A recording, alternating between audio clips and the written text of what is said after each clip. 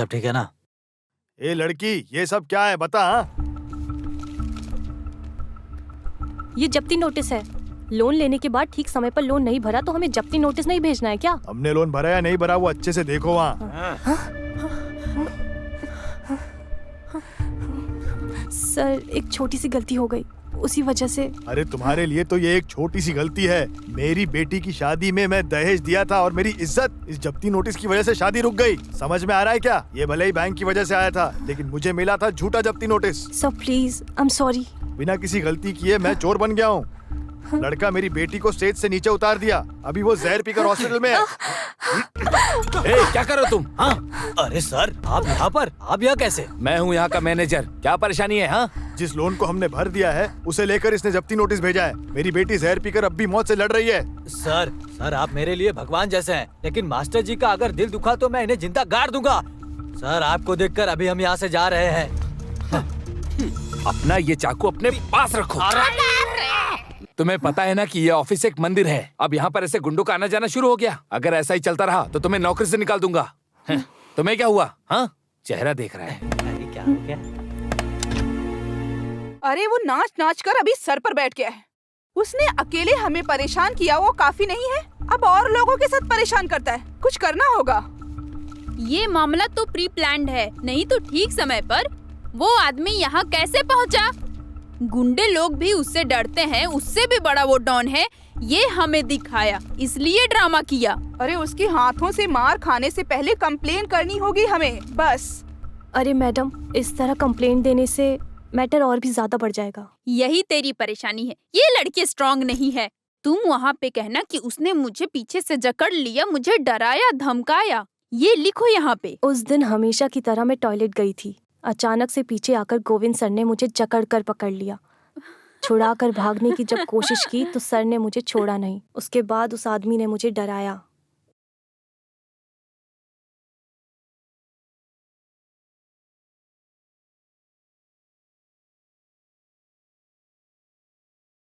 बेटी, तुम इधर आओ, इस पे साइन करो।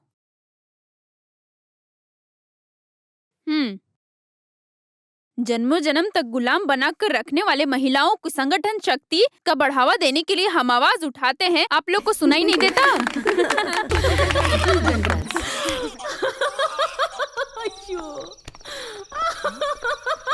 अरे हेलो, क्या हुआ? अरे अरे ये लाइट भी ना। यशोदा, इलेक्ट्रिसिटी बोर्ड को फोन करो।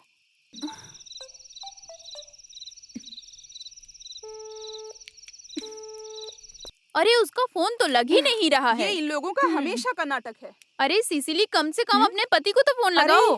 दीदी, तुमको शर्म नहीं आती क्या? मदद के लिए किसी मर्द को बुलाना शर्म की बात है, इतना होने के बाद भी।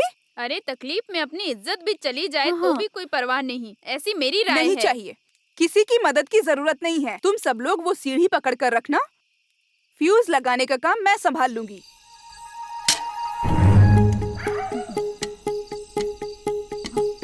आराम से, आराम से। हाँ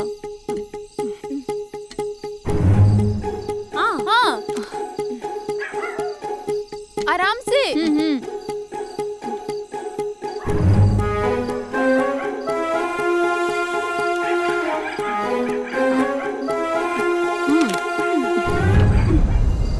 अरे बाप रे, सांप!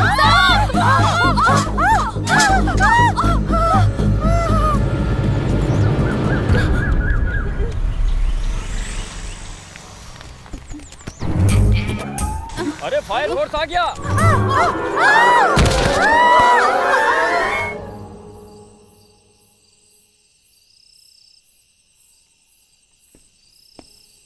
क्या हुआ पापा? क्या बात है?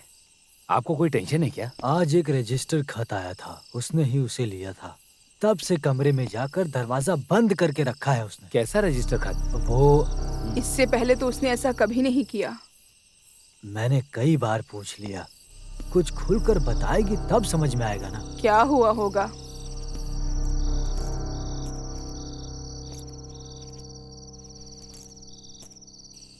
अब ये क्या नई परेशानी है? ये क्या है?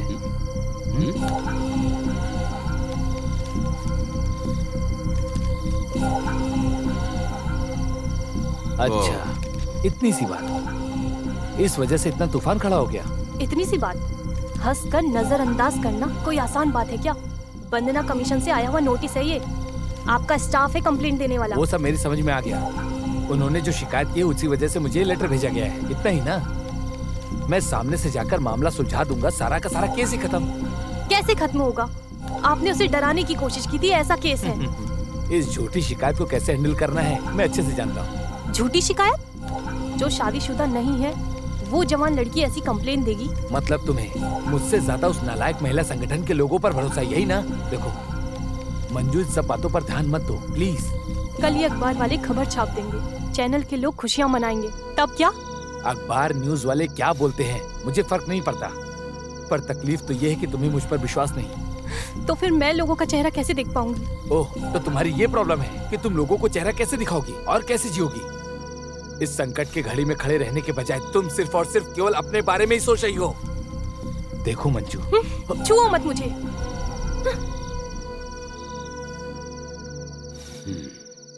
आक्रमण, क्रिमिनल शक्ति के साथ मिलकर एक औरत की इज्जत के साथ खिलवाड़ करने का एक झूठा इल्जाम।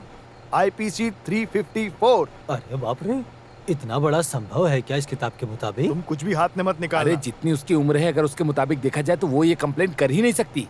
नहीं चाहिए ना? हमारे महिला संगठन के लोग और कविता काफी है उसे चने के झाड़ पर चढ़ाने के लिए। इस तरह से अचानक पिटीशन देने के पीछे आखिर कारण क्या है, बताओ मुझे। ये परेशानी खड़े हुए काफी दिन हो गए हैं हाँ। और अभी कुछ दिन पहले ही कुछ गुंडे ऑफिस में आकर वहाँ पर झगड़ा कर रहे थे। अरे उसने जो मनमानी दिखाई तो सर आपने उसे क्यों उस दिन डराया? ऑफिस में जो गुंडा आया था ना, मुझे देखकर बाइज्जत उसने चाकू गिरा दिया।